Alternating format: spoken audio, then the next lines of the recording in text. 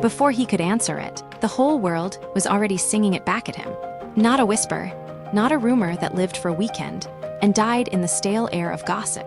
A chant, a taunt, a hook so sticky, it stopped belonging to the artist who recorded it and started belonging to crowds, timelines, parties, reaction channels, stadium speakers, strangers in passing cars, men in barber chairs, women in kitchen videos, teenagers mouthing lyrics into front-facing cameras, and endless packs of spectators who had never met Drake and still spoke as if they had been personally drafted into the war.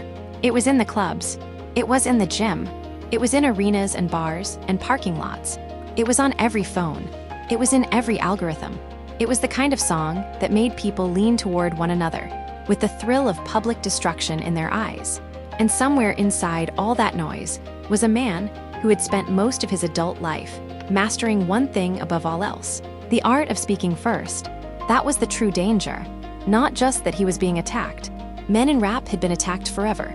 Great stars had survived uglier allegations, harder diss records, dirtier campaigns, entire eras built around trying to cut them down. That wasn't new. What was new was the scale, the velocity, the total loss of control. Drake had built one of the most powerful careers in modern music by learning how to narrate himself before anyone else could do it for him. If he felt envy, he turned it into a line.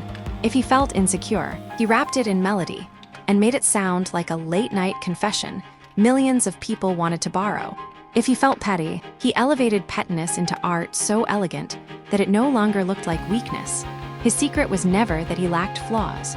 His secret was that he could aestheticize them faster than the culture could weaponize them. Then the culture moved faster.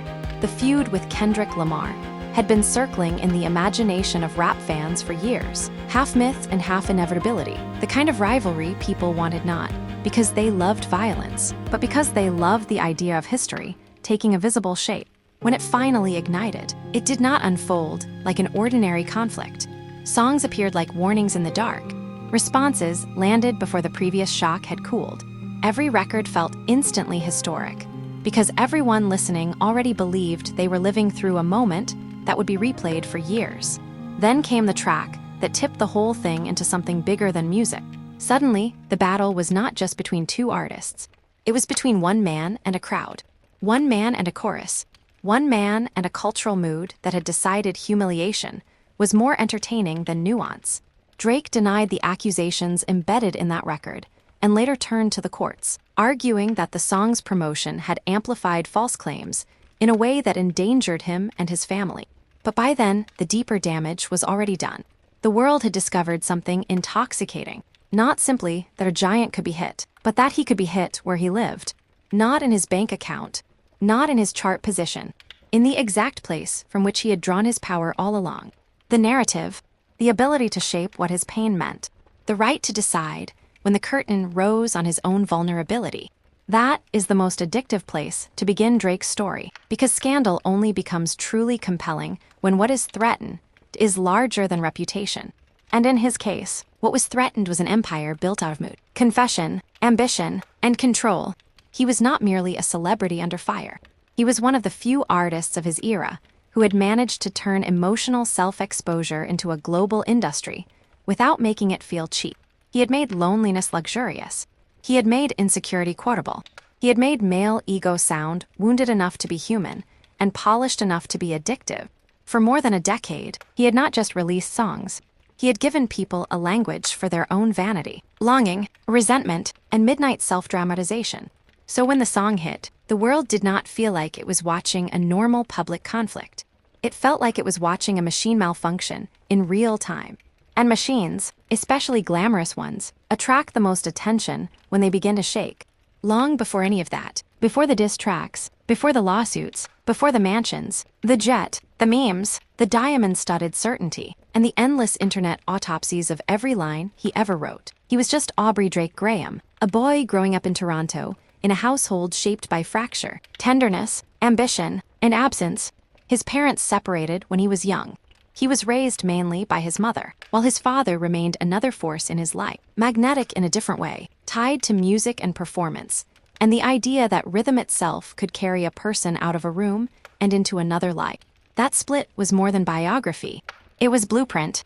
Some children grow up in one emotional climate and spend adulthood trying either to recreate it or escape it. Drake grew up in at least two. One world asked him to be observant, sensitive, careful, close to his mother, aware of the fragility of stability. Another world carried music, swagger, charisma, looseness, and the suggestion that presence itself could be a kind of armor. Put those things together in the same child, and you get someone who learns early that identity is not singular. It is adaptive. It is a negotiation. It is a room you redecorate depending on who just walked in. That is one reason he became so good at tone. Another is that he felt like an outsider, often enough to start studying what belonging looked like from the outside. He has spoken in different ways over the years about not fully fitting into the social boxes around him, about feeling different, about moving between environments where class, race, religion, style, and confidence all seem to shift the invisible rules. Even before the world knew Drake as the man in the silk shirts and private planes and carefully arranged self-pity, he was learning something essential. If you do not effortlessly belong, you become a close observer of belonging. You learn how power sounds.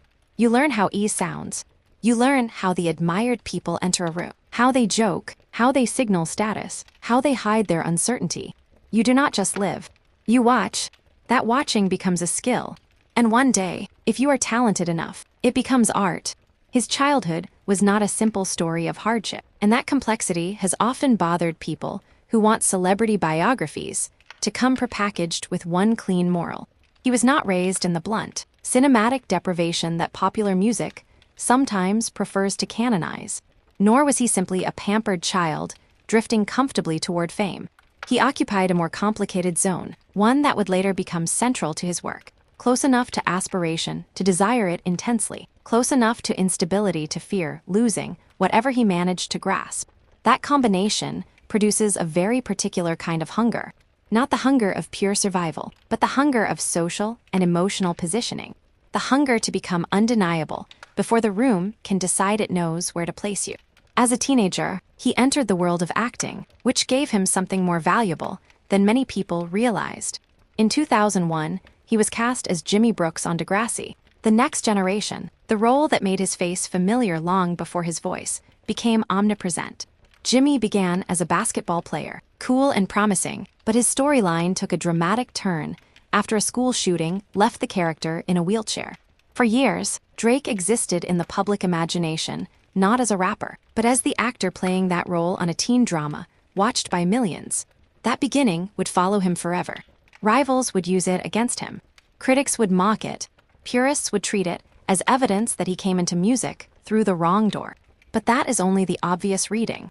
The deeper truth is that television trained him in the precise mechanics that would later make him one of the most emotionally effective artists of his generation. Acting taught him how people read feeling. It taught him that sincerity is not just something a person experiences.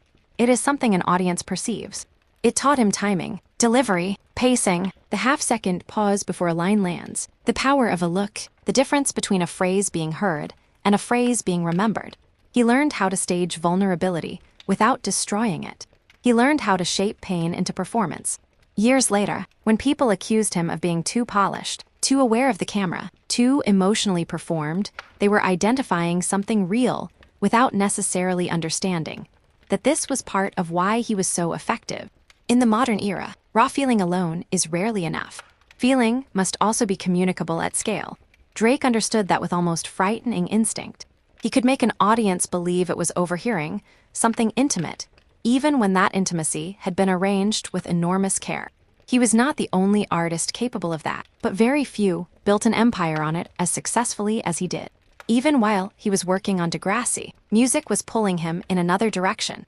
He began recording and releasing music independently, putting out Room for Improvement in 2006 and Comeback Season in 2007. Those titles sound almost absurdly self-aware in retrospect. Even before he became a dominant storyteller in music, he seemed to understand that a career is not just a pile of songs. It is a narrative. The public must feel motion, arrival, setback, return, reinvention. He was already naming projects like chapters.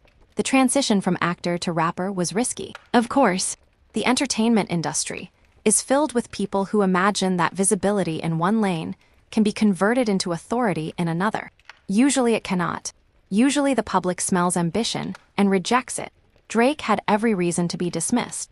He was the former teen television star, trying to turn himself into something the culture was never eager to grant easily. A major voice in rap, then So Far Gone, arrived in 2009 and shattered the neat assumptions people had about him. The project did more than introduce him. It reordered the room. Best I Ever had become a breakout hit, and suddenly, the former actor was not a curiosity anymore. He was a target of a bidding war. That is how you know a career has crossed from maybe to inevitability. Labels do not fight over novelty for long. They fight when they sense a shift in the market, when they hear a voice that has found a new emotional frequency. Drake signed with Lil Wayne's Young Money, and that alliance changed the context around him immediately. Lil Wayne was one of the towering figures in rap. A co-sign from him was not just support. It was a stamp saying, "Pay attention, because this one is real." But what made So Far Gone explosive was not only the industry validation. It was the sound. Drake did not arrive sounding like he was trying to inherit a traditional rap throne. He sounded like someone inventing a different room to sit in. He rapped, yes, but he also sang.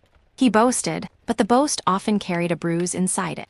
He sounded vain, but the vanity was complicated by self-consciousness. He sounded lonely, but not weak. He sounded ambitious, but also uncertain whether the thing he wanted would actually settle the unease he carried into every line. That mix was crucial. He made emotional contradiction feel modern. He made self-exposure stylish. He helped normalize a version of male performance in popular music, where ego and insecurity were not opposites, but dance partners. That is what set him apart. He gave people the sensation of intimacy without surrendering scale. He sounded like someone texting from a penthouse, like someone taking stock of his own hunger while ordering the room to admire him, like someone who wanted to be envied and understood at the same time. Millions of listeners recognized themselves in that contradictory impulse. That recognition became one of the central engines of his rise. Thank Me Later, his debut studio album, arrived in 2010, and it felt like the official announcement that the transition was complete. Drake was no longer the actor trying music. He was a star, yet even in success, his emotional signature remained restlessness. He did not sound like a man who had reached peace. He sounded like a man who had reached visibility, and immediately started cataloging all the things visibility does to a mind. The suspicion, the social pressure, the paranoia, the ego inflation, the late-night doubt, the need to believe that all this attention means something other than being watched. That anxiety was not a side effect. It was part of the product. Drake understood that the modern audience did not merely want confidence from a star. It wanted confidence under pressure. It wanted to hear the tremor behind the claim. It wanted to hear the ambition and the wound occupying the same body. That tension made him compelling.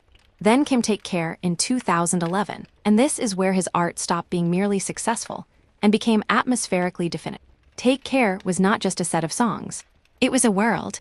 Cold, luxurious, late night, emotionally submerged, drenched in the kind of elegant self-pity that made listeners feel smarter and sadder, and more interesting just by being near it. It sounded like expensive loneliness, like a beautiful apartment with all the lights low, like the moment after the party when everyone has gone, and only the strongest feelings remain. Drake's genius on that album was not simply lyrical, it was architectural. He built an emotional space people wanted to live in. That is rare power. Plenty of artists score hits, far fewer create environments. With Take Care, Drake became a mood people could inhabit. He became the voice of the text you should not send, the score for the drive you take when you want to pretend your thoughts look cinematic from the outside, the soundtrack for envy, reunion, bitter tenderness, guarded desire, delayed commitment, and the very modern fantasy that emotional damage becomes noble if it is described elegantly enough. He gave form to a certain kind of post-2000s self-consciousness, hyper-aware, hyper-connected, unwilling to look foolish, yet still desperate to be loved. Nothing was the same followed in 2013, and made one thing clear. The sound was not an accident. He had not simply stumbled onto a mood the culture briefly wanted. He had discovered a durable emotional market and learned how to dominate it. On this album, he sounded more controlled, more certain, more structurally in power, yet the familiar fissures remained. That was key. Drake never became interesting by sounding healed. He became interesting by sounding like success, had only given his unresolved feelings a higher ceiling. He was also becoming incredibly skilled at making personal experience feel, simultaneously, specific and transferable. A Drake line could sound like it came from one private argument, one one-sided conversation, one moment of bruised male vanity, and still be broad enough for millions of listeners to adopt as their own caption, their own silent revenge speech, their own soundtrack to self-mythology. This was not just songwriting talent. It was social intelligence. He understood that, in the age of constant self-presentation, people do not merely feel emotions. They curate them. He gave them lyrics sharp enough to perform with. As his fame grew, so did the backlash. Some people never trusted him fully. They heard too much calculation, too much polish, too much awareness of how the line would land. They sensed the actor behind the confessor and treated that as a disqualifying flaw. But this criticism, though real, often missed a central fact about celebrity in the digital age. Most large-scale authenticity is staged.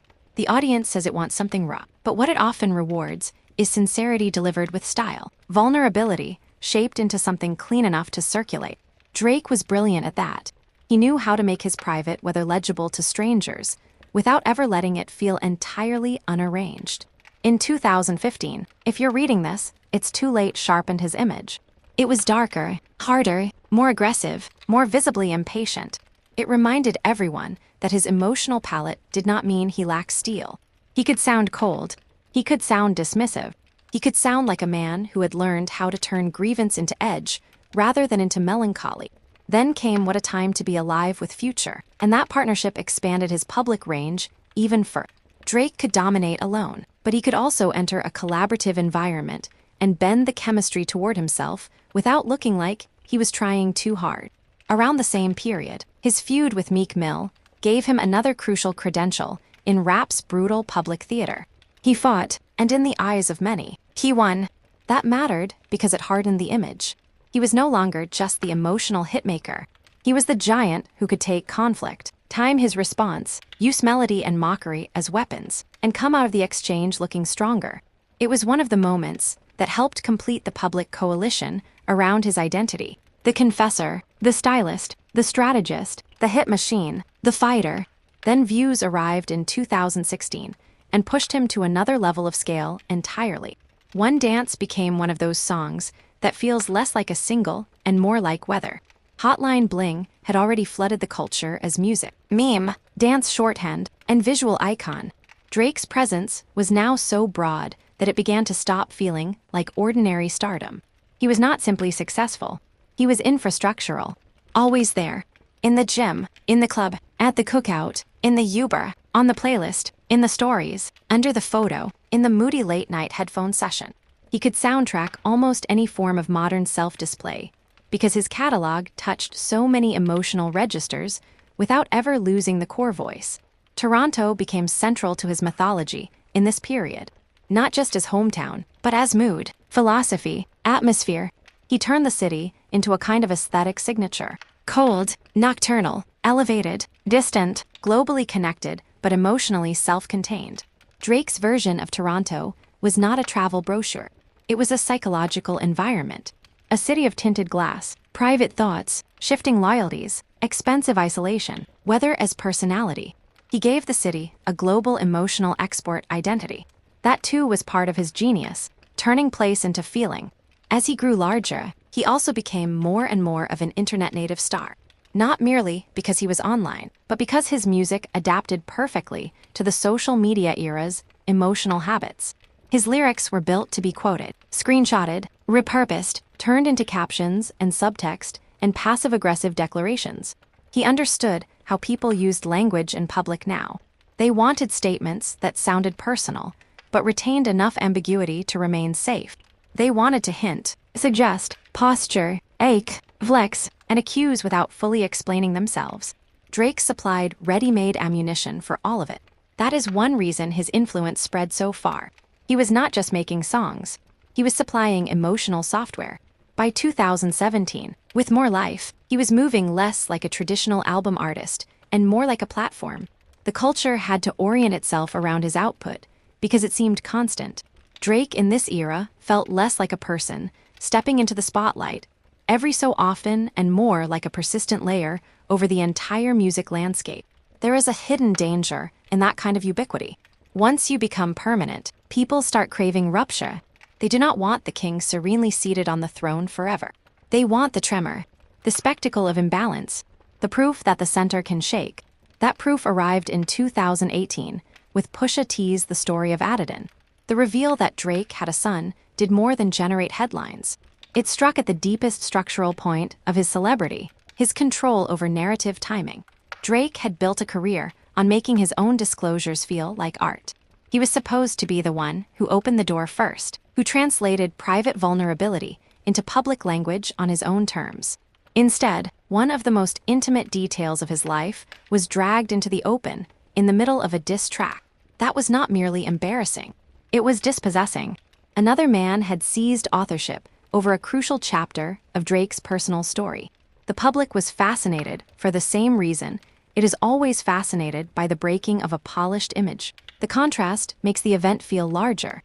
The man who had spent so long narrating himself suddenly looked narrated. The architect of his own emotional disclosure looked ambushed by someone else's version. Yet Drake did what he has done so many times under pressure. He turned the wound into content. Scorpion arrived, and on it he addressed fatherhood directly, acknowledging the reality that had been exposed and weaving it into the next stage of his public self. This is one of the remarkable things about his career. Scandal so often becomes material for him, and material then becomes renewed success. A lesser artist might have frozen. Drake metabolized. He did not erase the humiliation, but he folded it into the canon. Still, fatherhood changed the emotional frame around him.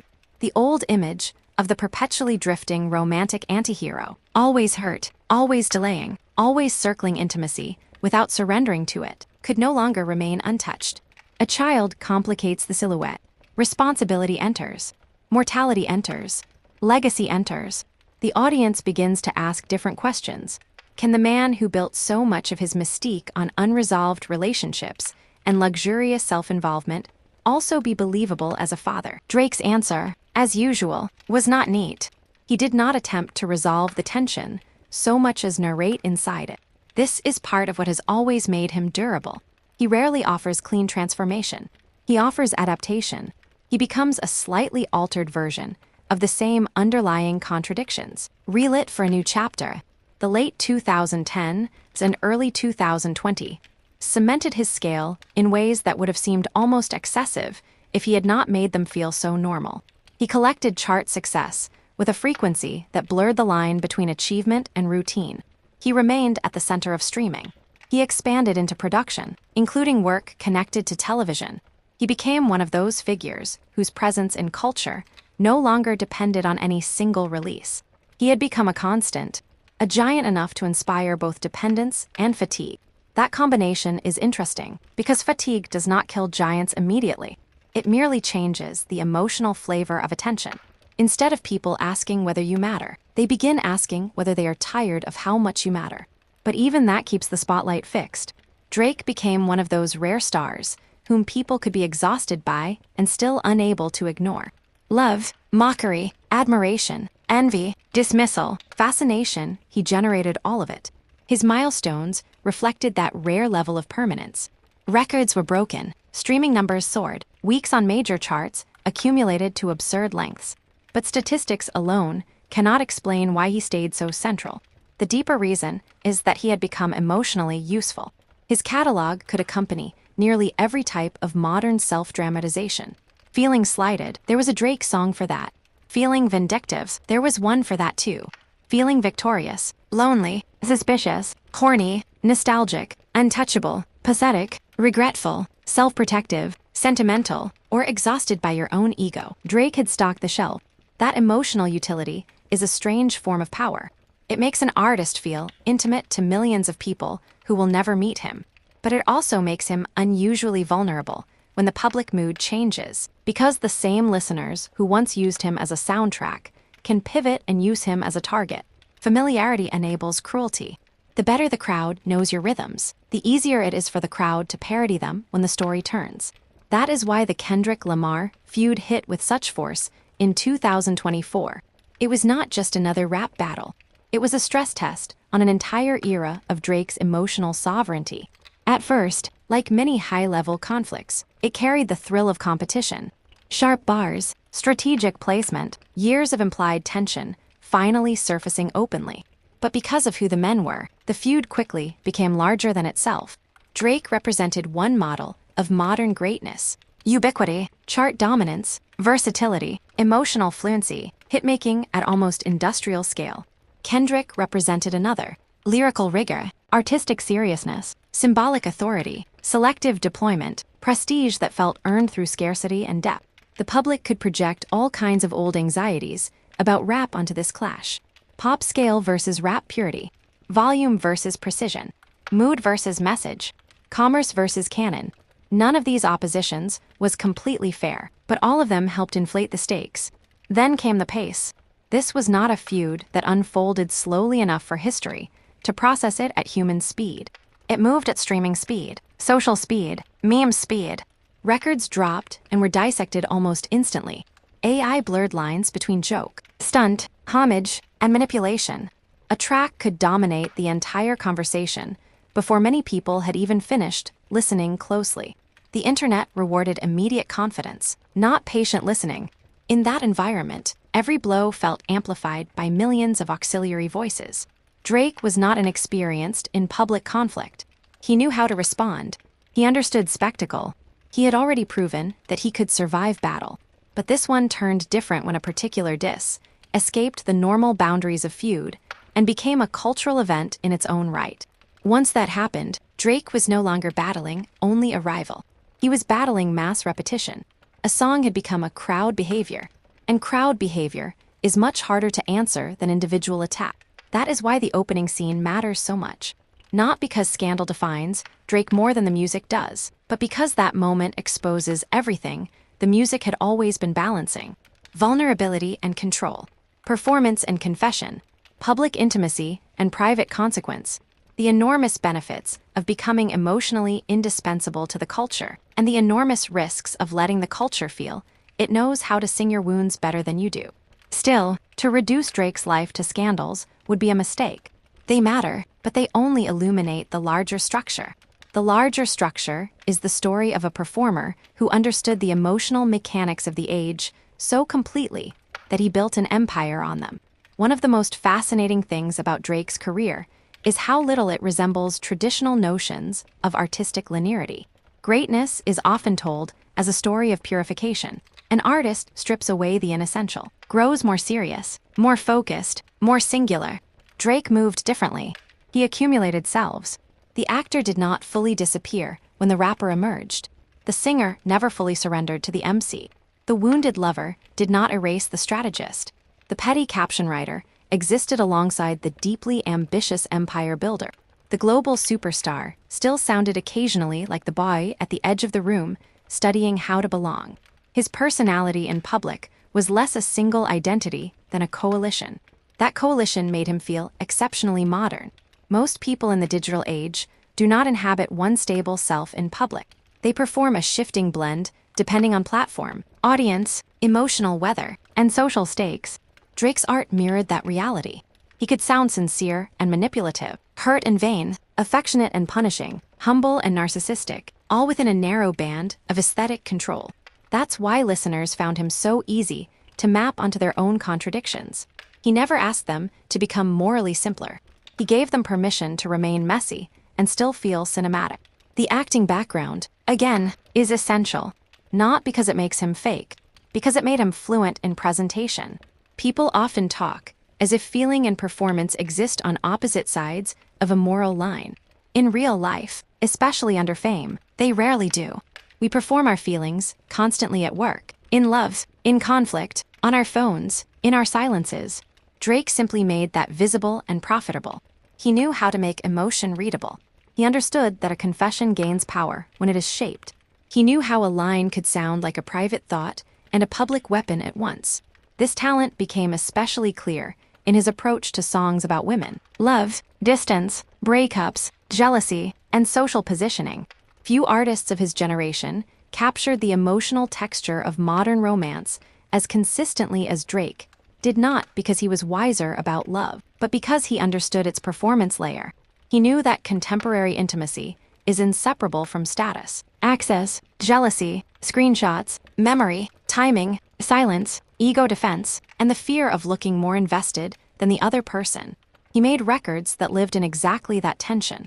That is why so many listeners felt he was narrating not just relationships, but the era's way of having them. Of course, this also drew criticism. People accused him of emotional recycling, of dramatizing the same wound in different rooms, of turning grievance into an aesthetic loop. Sometimes the accusation was fair, but there is another way to read that repetition. Identity itself is repetitive. People circle the same insecurities for years. They tell different stories about the same bruise. Drake made that circling audible. He did not offer neat healing arcs. He offered recurrence. A new apartment, a new city, a new body in the bed, a new chain around the neck, a new plane, a new bottle, a new score settled, and still the same late-night unease humming underneath. That repetition was not always growth, but it was often psychologically honest. His public image also benefited from one thing people rarely talk about explicitly. He understood luxury as emotional scenery. Wealth in his work rarely felt like simple acquisition. It felt like set design for loneliness, suspicion, appetite, and private performance. The expensive spaces mattered, not only because they signaled success, but because they sharpened the contrast between material abundance and emotional lack. Drake could make a penthouse feel empty, a party feel isolating, a triumph feel vaguely cold. This was one of the ways he modernized the idea of rap success. He did not just say, "I have one." He said, "I have one, and winning has its own strange melancholy." That sensibility influenced countless artists after him. You can hear pieces of Drake's DNA in the way modern rappers and singers blur melody with rap cadence, in the way they treat confession as branding, in the way they make emotional ambivalence commercially central, in the way they write lines that seem built as much for social recirculation as for the song itself. He did not invent all of these things alone, but he combined and scaled them with extraordinary success. He made a whole mode of expression feel inevitable after the fact. Yet all influence eventually creates its own burden. Once you change the language of a form, people start holding you to your own shadow. Every new release becomes measured against the feeling of the first disruption. Every deviation is criticized. Every similarity is mocked. The public wants both consistency and novelty, and punishes you for leaning too far toward either. Drake spent years negotiating exactly that impossible demand. Part of why he remained so active, so prolific, so constantly in the stream of culture may have been strategic necessity. If you cannot satisfy the audience's contradictory expectations perfectly, then perhaps the next best move is to remain impossible to avoid. He also built institutions around himself. OVO became more than a logo. It became a whole aesthetic territory, a signal, a climate, the connection to Toronto, the curation of artists, the visual language, the parties, the summer events, the sense that Drake was not merely a solo star, but the center of a social and cultural ecosystem. All of this deepened his presence. Great stars do not only make songs, they create zones around themselves. Drake was excellent at that. He made his world feel both aspirational and emotionally coherent. If you entered it, you knew roughly what the temperature was. Expensive, bruised, guarded, stylish, nocturnal, watchful. His relationship with public recognition was complicated too. Awards came, acclaim came, records came, but there was always a sense that he maintained an uneasy relationship with institutional approval. This was partly because he already had the audience. Once you have enough audience, institutions matter differently. They can flatter, but they cannot define. Drake at various times seemed to oscillate between wanting respect from formal gatekeepers and dismissing them as irrelevant compared with cultural reality. That ambivalence suited him. He was too successful to play pure outsider, too skeptical to play true insider. He lived in the middle, simultaneously decorated and doubtful of the decoration. He also understood the visual language of stardom well. That is another inheritance from acting and from his intense awareness of image. Drake's music videos, public appearances, Instagram presence, album covers, and even casual-seeming moments were rarely accidental. They contributed to the broader feeling of a man who was always curating the distance between access and mystery. He was present enough to seem intimate, distant enough to remain aspirational. That balance is hard to maintain at scale, and part of the drama of his later scandals lies in watching it destabilize. Because the truth is that Drake's life, for all its glamour, has long carried a note of siege. Not literal siege most of the time, but psychological siege. He often sounds in his music like a man surrounded by mixed motives, by uncertain loyalties, by people who want access, by people who want to use closeness for leverage, by women who may or may not mean what they say, by friends who may or may not be permanent, by rivals who are always ready to surface, by memories that refuse to become irrelevant. That might not all be objectively true, of course, but subjectively, it became part of the Drake atmosphere. And because he communicated it so persuasively, millions of people came to inhabit that atmosphere with him. It is difficult to explain to someone who did not live through his peak ubiquity just how central he became to the emotional culture of the 2010s. He was everywhere, yes, but not merely in the blunt commercial sense. He was there in the ways people stylized their own pain, in the way they texted each other, in the way they captioned photos, in the way they learned to value emotional fluency, in a man who was still allowed to be dominant. Drake helped normalize a certain soft-hard contradiction in masculinity. The man can be rich, wanted, powerful, envied, sexually successful, and still openly wounded, suspicious, needy, sentimental, and insecure. That was a major shift. He made that form of self-presentation not only acceptable, but aspirational. This is also why his critics sometimes reacted to him with unusual irritation. He was not merely a popular artist they happened not to like. He embodied a style of public feeling that many people found both seductive and suspect. The sensitivity seemed too polished. The vulnerability seemed too strategic. The self-pity seemed too luxurious. And yet the very fact that people could articulate those objections so vividly was proof of how clearly he had defined the style. Weak artists do not generate such precise backlash. They vanish. Drake forced people to position themselves in relation to him. The fatherhood revelation in 2018 and the later feud with Kendrick can be seen as two major public assaults on two related forms of control. The first took control of his private narrative. The second took control of his public narrative. In both cases, what was threatened was not only pride, but authorship. Drake had become one of the world's leading narrators of his own emotional life. To have crucial chapters of that life framed by others was more than embarrassing. It was structurally dangerous to the entire mechanism. Yet his entire career also suggests that danger feeds him. Not always healthily, not always nobly, but creatively. Pressure clarifies the voice. Humiliation sharpens the need to respond. Exposure forces reinvention. He has spent years turning discomfort into tone, grievance into rhythm, envy into architecture, and survival into melody. That may be why even his worst public moments rarely lead to disappearance. They lead to another rearrangement, another record, another attempt to seize authorship back. There is a darker reading of this pattern. Of course, one might say he is trapped inside the need to narrate himself, incapable of escaping the loop, condemned to keep converting life into content, because the self has become inseparable from the performance of self.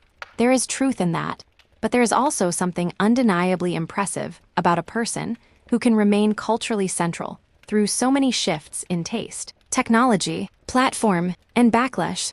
It requires more than luck, more than good producers, more than market timing. It requires a real understanding of where people's emotional appetites are headed. Drake seemed to know, often before others did, that the audience wanted songs that felt both intimate and exportable, emotionally personal, yet socially functional. Songs you could sit with alone, but also songs you could deploy in public as a statement. He understood that language in the smartphone age had to be modular, memorable, legible out of context. He wrote lines that could survive extraction. That alone helps explain his omnipresence. His music was not trapped inside the track. It was designed to move. As he entered the 2020s, questions about his artistic evolution grew louder. Could he still surprise? Was the persona deepening, or merely repeating? Had he become too omnivorous, too prolific, too comfortable within his own emotional frameworks? These were fair questions, but they existed alongside another reality. Even when the critics were restless, the culture remained attentive. Drake's releases still felt like events. His voice still carried instant recognizability. His references still rippled outward. He was still the kind of artist people compared others against, even when they were tired of him. That durability makes the later feud and scandal all the more compelling. If a fragile star is embarrassed, it can seem almost expected. If a giant is embarrassed, the event feels mythic. It invites the public to reread the entire biography through the lens of vulnerability. Suddenly, the old acting role matters again. The old critiques about polish matter again. The old accusations of emotional calculation matter again. Every prior ambiguity around the man returns under new lighting. And that rereading is part of what keeps Drake's story so alive. It is not fixed. It keeps being re-edited by new public events. The meaning of his sensitivity changes, depending on whether he is winning or losing. The meaning of his confidence changes depending on whether the crowd is with him or against him. The meaning of his confession changes depending on whether he owns the narrative or appears trapped inside someone else's. A static star cannot generate that much interpretive motion. Drake can. It is tempting to call his story a tragedy, but tragedy may be too clean a shape. Tragedy implies a fall whose finality gives the earlier rise a moral contour. Drake's life resists that. He rises, is hit, adapts, rises again, is hit again, and adapts again. The structure is cyclical rather than terminal. He does not fit neatly into redemption narratives either, because redemption implies some clear reckoning, some visible lesson learned, some settling of identity into a more stable maturity. Drake is too restless for that. He remains a moving target, including for himself. Perhaps the most honest way to understand him is as a recurring argument about what modern fame does to a self that was already highly self-aware.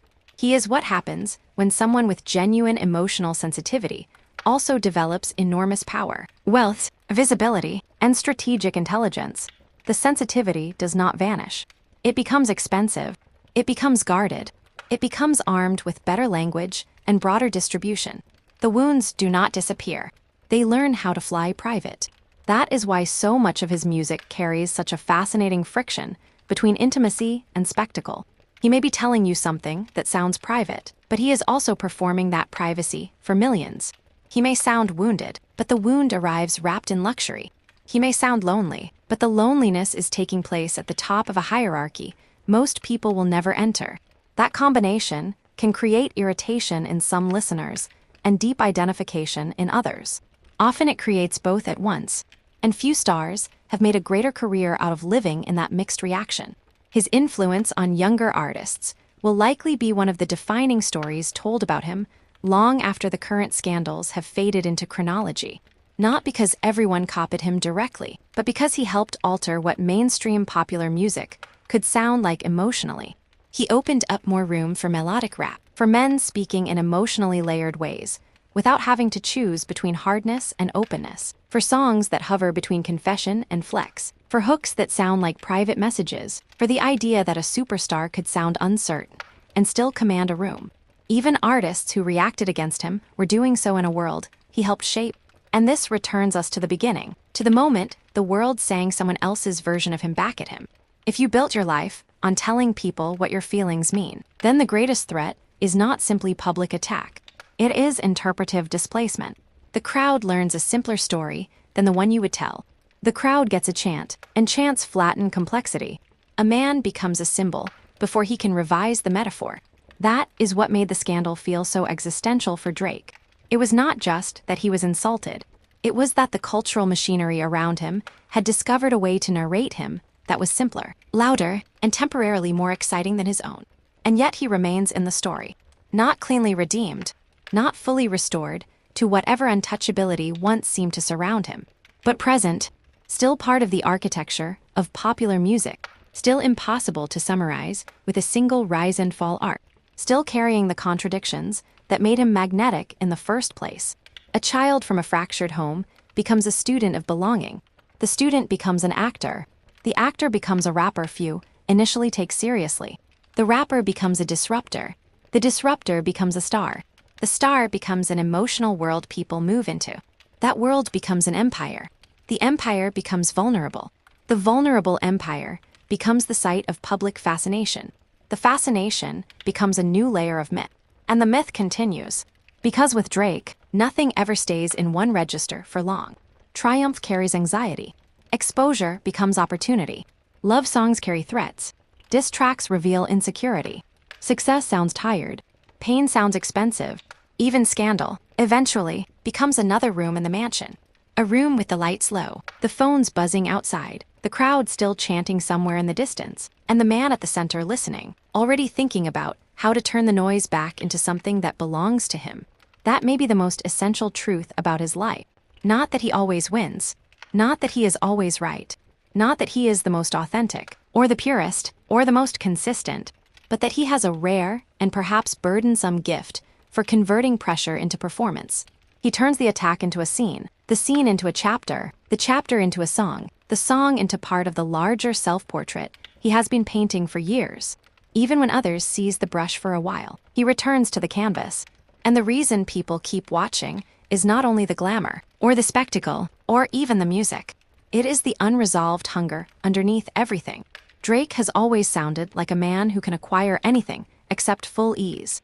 That is what listeners heard in the early mixtapes, in the breakthrough, in the albums that followed, in the feuds, in the fatherhood revelations, in the public wins, in the legal battles, in the endless returns to the same emotional themes under new decorative lighting. He sounds hungry, not hungry in the blunt sense of starvation, but in the more modern and endless sense. Hungry to matter, hungry to remain central, hungry to be admired, hungry to be understood, hungry to speak before others speak for him. That appetite is the biography. Everything else charts. Scandals, mansions, internet wars, industry victories, losses, reinventions, the rise from Toronto, the years on television, the emotional architecture of Take Care, the sharpened edge of later projects, the humiliation of public exposure, the endless debate about authenticity, all of it is built around that central hunger. And hunger, unlike scandal, does not fade when the headline changes. It just learns another melody. He was born with that restlessness, already waiting for a language. Childhood gave it sensitivity. Acting gave it form. Music gave it scale. Fame gave it stakes. Success gave it scenery. Conflict gave it sharper edges. Fatherhood gave it complication. Public attack gave it new urgency. But the engine remained the same. The need not merely to feel, but to make feeling legible. Not merely to live a life, but to interpret it in real time. Not merely to be seen, but to influence what the seeing means. That is why Drake became so central, so fast, once the culture was ready for him. He understood instinctively that people no longer wanted stars who seemed carved from simple certainty. They wanted stars who mirrored the age's contradictions back at them in polished form. They wanted self-awareness without surrender. They wanted ego with cracks in it. They wanted confession that did not forfeit glamour. They wanted someone who could sound rich, wounded, vain, romantic, suspicious, horny, lonely, and superior almost all at once.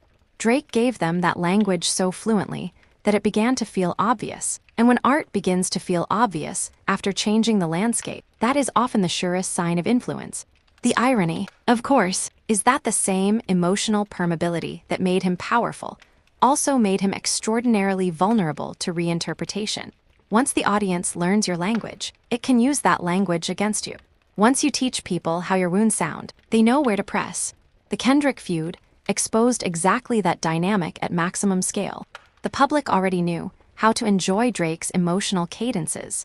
It had spent years living inside them. When the mood turned, those cadences became easier to parody, easier to challenge, easier to use as part of the attack. Familiarity became weaponized. Yet the crowd's cruelty tells only part of the story. There is another reason his narrative remains so compelling, even after huge public setbacks. He keeps embodying a larger truth about success that many people sense, but struggle to articulate. Achievement does not necessarily quiet insecurity. It can refine it. It can amplify it. It can furnish it beautifully, give it better lighting, and make it speak more elegantly, but it does not necessarily cure it. Drake made that condition audible. A man can be at the top of the world and still sound restless, watchful, unconvinced that any amount of admiration will fully answer the ache driving him. People recognize that. They may mock it, but they recognize it. The arc from Degrassi to global music empire is part of why this recognition felt so dramatic. He did not emerge from the expected mythology. He entered through acting, a field many rap listeners treated as suspect terrain. That suspicion never fully left him. In some ways, it sharpened him. He had to prove over and over again that he was not a novelty, not a guest, not a role being played for too long. The need to prove oneself can be exhausting, but it can also become a motor. Drake's entire career has often felt powered by the need to outrun dismissal, without ever looking too desperate while doing it. You can hear that motor in the way he talks about status, loyalty, friendship, success, and perceived slights. He has often sounded like a man who experiences the world as a map of shifting alliances, a social field where admiration and resentment are never far apart, where being at the center creates intimacy and danger at once. That perspective gave his music dramatic charge. Every interaction could carry layered meaning. Every romance could become a referendum on self-worth. Every rival could become a symbol. Every win could feel provisional. Every room could feel like a room where people are smiling and calculating at the same time. Again, one can question whether this perspective is always grounded. But artistic power is not the same as objective accuracy. It is the ability to make a subjectively felt world persuasive. Drake did that repeatedly. He made the high-altitude paranoia of fame emotionally tangible. He made people who would never own a penthouse feel as though they understood the loneliness inside one. That kind of translation is a form of genius, even if it comes packaged with vanity and repetition. Great artists are rarely purified beings. They are people with sharpened distortions. Drake's distortion, or perhaps his gift, was to see almost everything through the lens of emotional hierarchy. Who is up? Who is down? Who is reaching? Who is withdrawing? Who is pretending not to care? Who has the power to leave? Who has the power to make the other person wait? He turned those dynamics into songs that millions could project themselves into. It also helped that he was, simply, a master of melody. This sometimes gets lost in debates about authenticity, penmanship, influence, and cultural saturation. But part of Drake's extraordinary hold on popular music came from his ear. He understood hookcraft, cadence, atmosphere, vocal placement, how to let a line hover just long enough to become memorable, how to blend rapping and singing so fluidly that the transition ceased to feel like a transition at all. Even when critics accused him of repetition, the sheer ease with which his records could sink into public memory was undeniable. He knew how to make songs travel. That travel mattered because the social environment around music had changed. Songs were no longer experienced only in full album immersion or radio rotation. They moved in fragments, clips, captions, loops. Drake's music was exceptionally compatible with that ecosystem. He made full records, yes, but he also made pieces that could escape the record and live in public discourse independently. A single bar could circulate for months. A melodic fragment could attach itself to mood with almost no friction. He became not just a dominant artist within streaming culture, but one of its natural inhabitants. Perhaps that is why the public so often treated his life as open narrative territory. He had given them so much of his emotional vocabulary that it felt, to them, as if they already possessed partial access to the man himself. This is the dangerous intimacy of superstardom. The audience does not merely consume your work. It begins to imagine that it knows the shape of your private logic. In Drake's case, because his work was so confessional in tone, that sensation grew even stronger. Listeners felt they knew how he hurt, how he boasted, how he sulked, how he moved on, how he failed to move on. When scandals broke, the audience rushed in with extraordinary confidence because the emotional groundwork had already been laid. And so the beginning of the story, with the song echoing everywhere, is not just dramatic, it is thematically perfect. It reveals what happens when an artist who spent years turning his inner life into public property finds that the property line has disappeared entirely. The crowd is no longer waiting for permission to enter. It has entered already. It has rearranged the furniture. It is telling jokes in the living room and singing over the sound system. The older he gets, the more fascinating the tension becomes between Drake as public monument and Drake as perpetual seeker. Monuments are supposed to stand still. Seekers are supposed to move, to remain unfinished, to chase. He is both. That may be why no single phase of his career has settled the question of who he really is. Is he the sensitive innovator who expanded rap's emotional possibilities, the ruthlessly strategic star who understood social psychology better than almost anyone, the hit machine whose abundance sometimes blurred into dilution, the vulnerable narrator of modern male ego. The actor who never fully stopped acting, the wounded romantic, the petty king of subtext, the global icon, the target, the survivor. The answer is yes, and the unstable coexistence of those identities is precisely what keeps the biography alive. A simpler person would generate a simpler story. A less self-aware person would produce fewer layers. A less ambitious person might have settled into one successful version of himself and remained there. Drake never did. He kept accumulating selves. He let contradiction remain visible, perhaps because he could not resolve it, perhaps because he knew the contradiction itself was commercially powerful, most likely because both are true.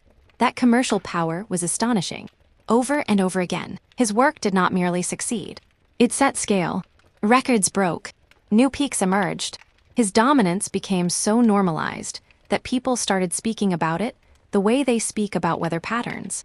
Predictable, until suddenly the storm changes direction. And because the dominance felt so broad and so durable, the moments of public damage felt proportionally larger.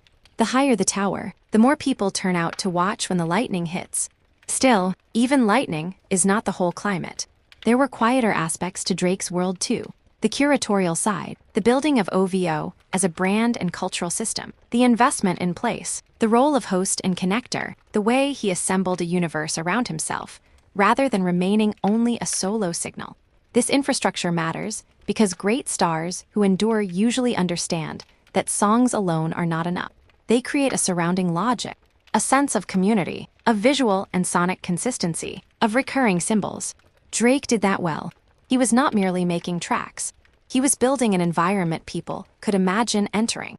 And environments shape memory.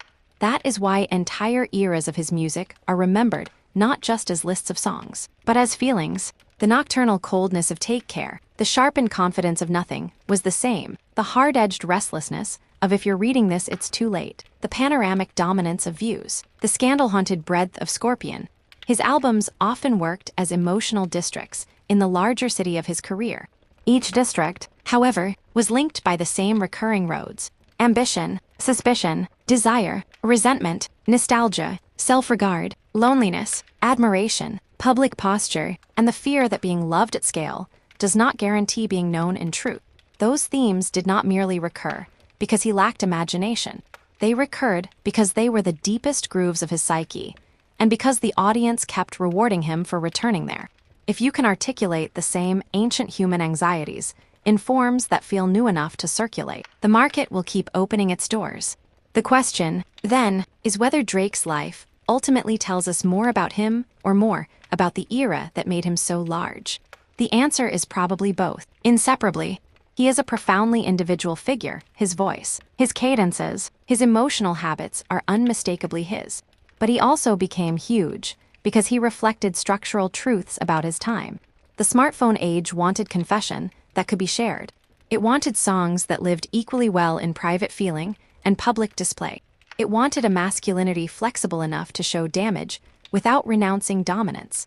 It wanted an artist who could soundtrack self-branding without making it feel shallow. Drake did all of that. He was not the only one, but he was the most complete version for a very long stretch. That is why his story will continue to matter, even if future artists surpass his numbers, or even if the scandals eventually settle into archive. He represents a turning point in how modern stardom sounds. He made emotional self-narration inseparable from large-scale commercial success. He showed that a rap-adjacent superstar could build a global empire while sounding bruised, needy, jealous, romantic, watchful, and vain. He made a whole generation of artists less afraid to let contradictions sit in the record. At the same time, he became a warning about what happens when a life is too thoroughly converted into a running commentary on itself. The line between art and self-maintenance blurs. Every feeling becomes potential material. Every public moment becomes interpretive risk. The audience begins to expect transparency and narrative continuation. Silence becomes suspicious. Delay becomes vulnerability. In that environment, control is both precious and fragile. Lose it for one dramatic week, and the whole world can feel as if it has entered the control room. Which returns us once more to that opening image. The song everywhere, the crowd everywhere, the narrative no longer belonging to the man who had built his kingdom on telling it first. If there is a single sentence hiding underneath the vast, messy, glamorous, bruised life of Drake. It might be this. He taught the modern world how to hear his hunger, and then he discovered that once the world knows the sound, it can sing it back in ways that wound. But even that is not an ending. With Drake, endings never fully arrive. They mutate into new setups. A defeat becomes a complication. A complication becomes an album mood. A public embarrassment becomes the next lens through which all previous work is reheard. He is too embedded in the culture's emotional circuits to disappear cleanly, too influential to be reduced to his lowest public moment, too contradictory to be summarized as hero or cautionary tale alone. So the biography stretches on. The boy watching the room, the actor learning how to frame pain, the rapper discovering a new frequency, the star making sadness luxurious, the empire builder turning cities into moods, the father dragged into view before he was ready, the veteran still chasing the exact line that will restore authority, the public figure hearing the crowd chant someone else's version of him, the artist trying, always, to make the next song feel like the first claim on his own life. And perhaps that is why people remain fascinated. Not because he is easy to admire, not because he is easy to dismiss, but because he keeps dramatizing a conflict many people know privately, the conflict between the self you feel you are and the self the world decides is easier to repeat. Most people lose that fight in silence. Drake lost parts of it in surround sound. Yet even there, in the humiliation, the machinery of his gift remained visible. He understood immediately that the battle was not just about what was said. It was about scale, repetition, contagion, amplification, who controlled the emotional frame. And that understanding itself is part of what makes his life so narratively rich.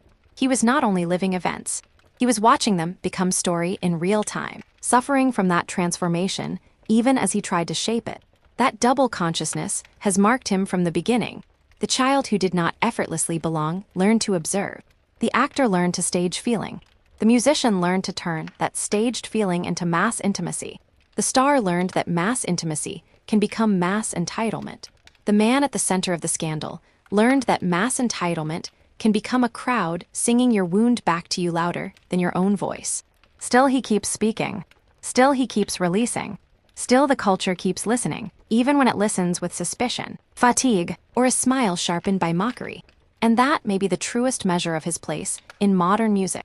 Not simply the hits, or the records, or the wealth, or the scandals, but the fact that his voice remains one of the places where the age has repeatedly gone to hear itself. Think about desire, status, loneliness, ego, betrayal, and the unbearable weirdness of being seen too much. Aubrey Drake Graham became Drake by turning emotional contradiction into style, then turning style into empire. The empire trembled. The contradictions remained. The style evolved, hardened, softened, bled, boasted, apologized, retaliated, and kept moving. The man at the center grew older, richer, more famous, more scrutinized, more influential, more vulnerable.